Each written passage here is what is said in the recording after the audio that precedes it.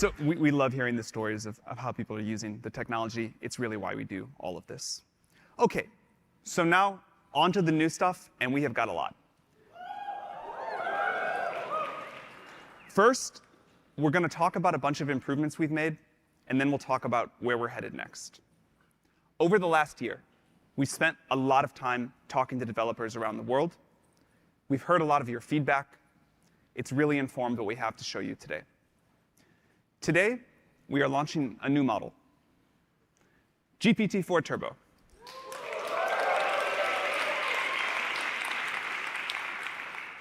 GPT4-turbo will address many of the things that you all have asked for. So let's go through what's new. We've got 6 major things to talk about for this part. Number 1, context length. A lot of people have tasks that require a much longer context length. GPT-4 supported up to 8K, and in some cases up to 32K context length. But we know that isn't enough for many of you and what you want to do. GPT-4-turbo supports up to 128,000 tokens of context.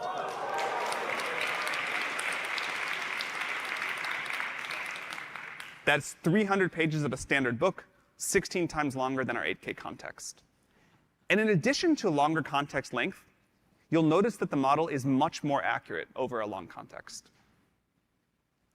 Number 2, more control. We've heard loud and clear that developers need more control over the model's responses and outputs. So we've addressed that in a number of ways. We have a new feature called JSON mode, which ensures that the model will respond with valid JSON. This has been a huge developer request. It'll make calling APIs much easier. The model is also much better at function calling. You can now call many functions at once. And it'll do better at following instructions in general. We're also introducing a new feature called reproducible outputs. You can pass a seed parameter, and it'll make the model return consistent outputs. This, of course, gives you a higher degree of control over model behavior. This rolls out in beta today.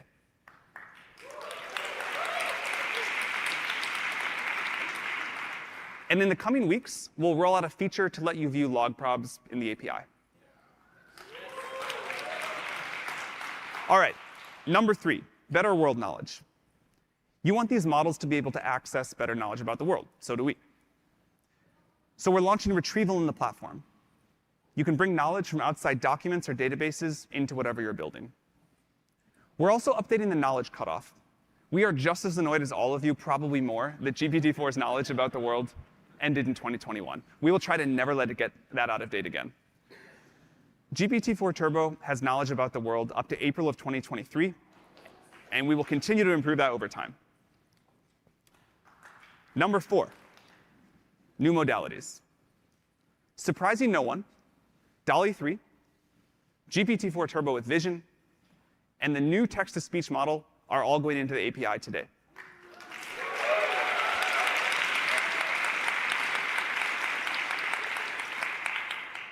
We have a handful of customers that have just started using DALL-E 3 to programmatically generate images and designs. Today, Coke is launching a campaign that lets its customers generate Diwali cards using DALL-E 3. And of course, our safety systems help developers protect their applications against misuse. Those tools are available in the API. GPT-4-turbo can now accept images as inputs via the API. It can generate captions, classifications, and analysis. For example, Be My Eyes uses this technology to help people who are blind or have low vision with their daily tasks like identifying products in front of them. And with our new text-to-speech model, you'll be able to generate incredibly natural-sounding audio from text in the API with 6 preset voices to choose from. I'll play an example. Did you know that Alexander Graham Bell, the eminent inventor, was enchanted by the world of sounds?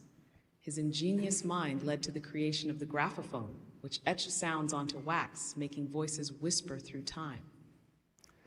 This is much more natural than anything else we've heard out there. Voice can make apps more natural to interact with and more accessible. It also unlocks a lot of use cases like language learning and voice assistance. Speaking of new modalities, we're also releasing the next version of our open source speech recognition model, Whisper v3, today, and it'll be coming soon to the API. It features improved performance across many languages, and we think you're really going to like it. OK, number 5, customization. Fine-tuning has been working really well for GPT 3.5 since we launched it a few months ago. Starting today, we're going to expand that to the 16K version of the model. Also starting today, we're inviting active fine-tuning users to apply for the GPT-4 fine-tuning experimental access program. The fine-tuning API is great for adapting our models to achieve better performance in a wide variety of applications with a relatively small amount of data.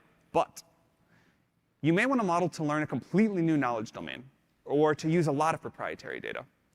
So today we're launching a new program called Custom Models.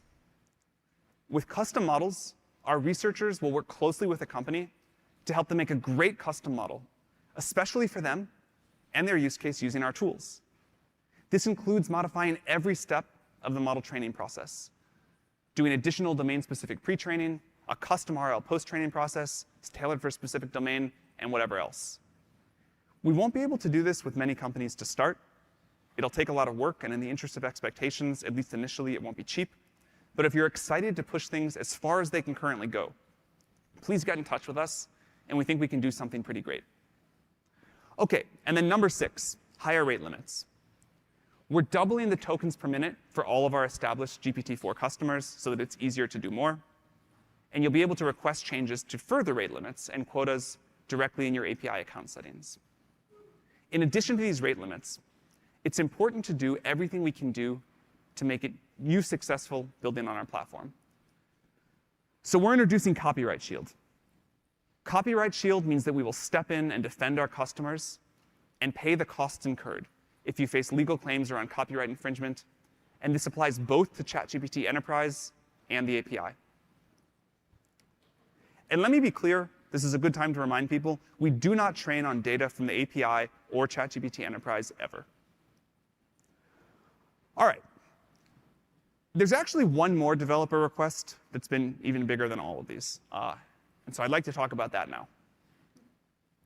And that's pricing. GPT-4-turbo is the industry-leading model. It delivers a lot of improvements that we just covered, and it's a smarter model than GPT-4. We've heard from developers that there are a lot of things that they want to build, but GPT-4 just costs too much. They've told us that if we could decrease the cost by 20, 25%, that would be great, a huge leap forward. I'm super excited to announce that we worked really hard on this, and GPT-4-turbo, a better model, is considerably cheaper than GPT-4. By a factor of 3x for prompt tokens,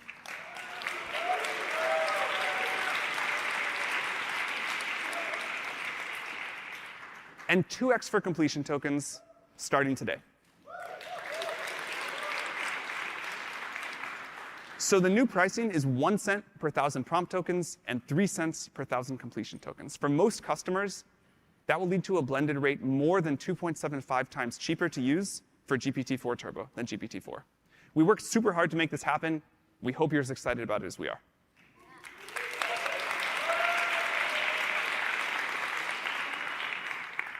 So we decided to prioritize price first because we had to choose one or the other. But we're going to work on speed next. We know that speed is important too. Soon, you will notice GPT-4-turbo becoming a lot faster. We're also decreasing the cost of GPT 3.5-turbo 16K. Also, input tokens are 3x less, and output tokens are 2x less, which means that GPT 3.5 16K is now cheaper than the previous GPT 3.5 4K model. Running a fine-tuned GPT 3.5-turbo 16K version is also cheaper than the old fine-tuned 4K version. OK, so we just covered a lot about the model itself. We hope that these changes address your feedback. We're really excited to bring all of these improvements to everybody now. In all of this, we're lucky to have a partner who is instrumental in making it happen. So I'd like to bring on a special guest.